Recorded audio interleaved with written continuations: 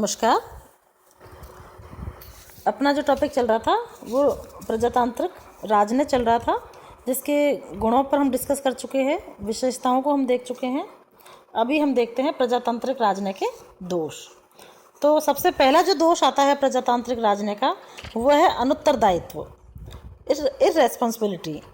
प्रजातांत्रिक राजनीति का अनुभव कुल मिलाकर निराशाजनक रहा है, जिसमें विदेश नीति को नियंत्रित करने की शक्ति अंतिम रूप से जनता को सौंपी जाती है, किंतु जनता इस शक्ति के उत्तरदायित्वों से अनभिज्ञ रहती है। सामान्यतः जनता अपनी प्रभुसत्ता के संबंध में अचेत रहती है। संसद के बहुमत द्वारा स्वीकृत संधि को भी सामान्य जनता अपने प्रतिनिधियों द्वारा स्वीकृत न मानकर आलोचना करती है। ऐसी हालत में सरकार की स्थिति शोचनीय बन जाती है। वह इन संधियों तथा समझौतों को सही रूप में लागू नहीं कर पाती। तो इस प्रकार पहला जो दोष है प्रजातांत्रिक राजनीति का, वो है अनुत्तरदायित्व। दूसरा इसका दोष है जनता की अज्ञानता। देखिए, जनतंत्र में जनता को विदेश नीति की पूरी जानकारी नहीं रहती। वह वैदेशिक संबंधों के बारे में आलस्यपूर्ण तथा उदासीन नीति अपनाती है तथा विस्मृति के कारण अनेक महत्वपूर्ण तथ्यों से अपरिचित रह जाती है। विदेशी मामलों पर आलोचना या विचार करते समय उन्हें घरेलू मामलों के बराबर महत्व भी नहीं दिया जाता। इसके अतिरिक्त शासन तथा विशेषज्ञ भी मतदाताओं को वैदेशिक मामलों की पूर्ण जानकारी प्रदान नहीं करते। तो प्रजातांत्रिक व्यवस्था का यह दुखद तथ्य है कि जो व्यक्ति विश्व के राज्यों का नाम तक भली प्रकार नहीं जानता, वह भी विदेश नीति के प्रत्येक महत्वपूर्ण प्रश्न पर निर्णय लेने का दावा करता है। तो दूसरी जो ये बात सही है कि जनता अगर अवेयर नहीं है, जानकारी नहीं रखती है घटनाओं के बारे में, वैदेशिक संबंधों के बारे में, अंतर्राष्ट्रीय घटनाक्रम के बारे में, तो इस प्रकार के लोकतांत्रिक राजनीति का कोई महत्व नहीं रह जाता। तीसरा है इसका तीसरा जो दोष है इसमें, वो है विलंब, देरी अर्थात डिले।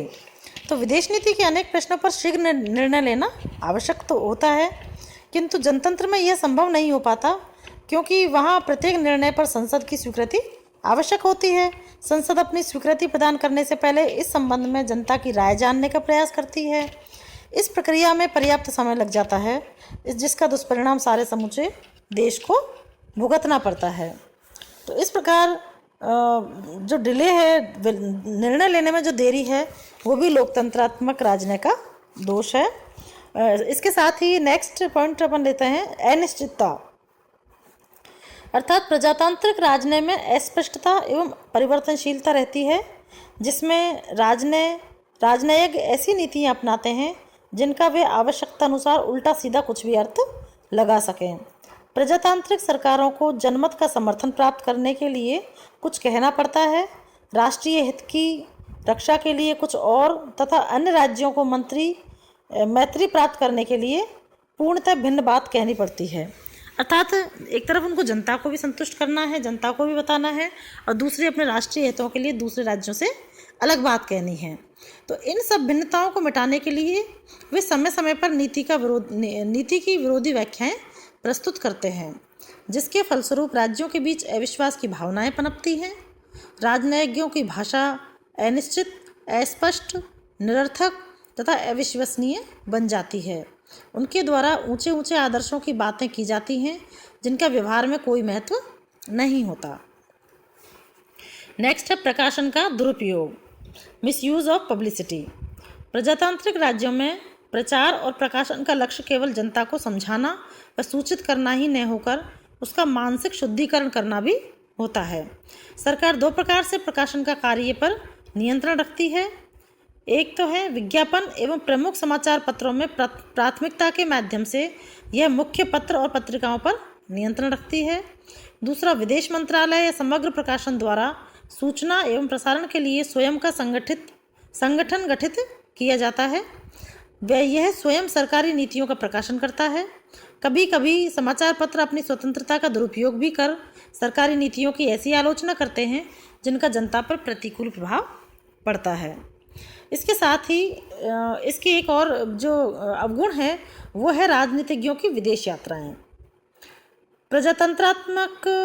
प्रजातंत्र में क्या है कि विदेश मंत्री, प्रधानमंत्री या अन्य राजनीतिज्ञ संधि वार्ताओं के लिए विदेश यात्राएं करते रहते हैं।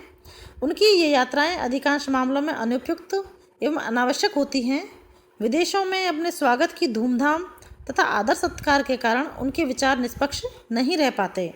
उनकी भावनाएं बुद्धि पर छा जाती हैं और वे व्यक्तिगत प्रभाव से जो निर्णय लेते हैं वह कभी कभी राष्ट्रीय हित से भिन्न होते हैं।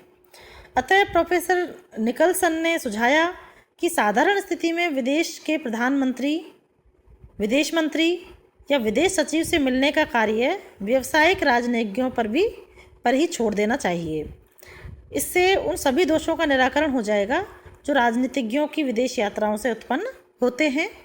राजनय बातचीत करने की कला नहीं, वरन एक निश्चित एवं स्वीकृत रूप में वार्तालाप द्वारा समझौता करने की कला है। अतः संधि वार्ता का कार्य राजनयिज्ञों को ही करने देना चाहिए। इसमें मंत्री, प्रधानमंत्री या विदेश मंत्री का हस्तक्षेप नहीं होना चाहिए। इसके साथ ही एक और अवगुण इसका जो हमारे सामने है वो है खर्चीली व्यवस्था। देखिए, प्रजातांत्रिक राजनय में प्रचार प्रसार पर अत्यधिक व्यय किया जाता है। संधियों के संपादन के समय भी काफ़ी व्यय किया जाता है। विदेशी यात्राएं की जाती हैं, है ना, प्रकाशन का दुरुपयोग, तो ऐसी बहुत सारी चीज़ें हैं जो लेट लतीफ़ी है, अतः खर्चीली भी है, टाइम में मतलब समय का भी दुरुपयोग है। एक तरह से हम कहें कि साधनों का भी दुरुपयोग है, देश के संसाधनों का भी दुरुपयोग है, जनता की अज्ञानता भी इसमें उत्तरदायी है।